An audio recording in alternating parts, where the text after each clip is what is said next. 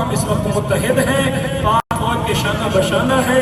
یہ گولیاں اور یہ چیزیں ہمیں ڈرا نہیں سکتی ہیں۔ شہادت تو ہمارے بزرگوں کو ورثے میں ملی ہے اور جو مسلمان ہے وہ شہادت سے ڈرتا نہیں ہے۔ دعا کرتے ہیں کہ اللہ ان معصوم بچوں کے درجے بلند فرمائے، علماء کی جو فیملیاں شہید کی ہیں 1400-1500 سال پہلے جب ہمارے نبی پاک علیہ السلام نے جہاد کیا کفار کے ساتھ، تو بھئی یہ تو حضور کی سنت ہے، نبی پاک کے صحابہ کی سنت ہے، اور قرآن پاک سے آپ آیات جہاد کو نکال نہیں سکتے ہیں۔ یہ ہمارے بچے پڑھیں گے تو ان کے دلوں کے اندر جذبہ پیدا ہوگا، یہ ہمارے علماء نے ان کو بتانا ہے، یہ ہمارا حق بنتا ہے۔ آج مرکزی مسلم لیگ کمیٹی والا کے زیر اہتمام یہ ریلی بھرپور طریقے سے پاک فوج کے شانہ بشانہ کھڑے ہونے کی تائید کرتی ہے۔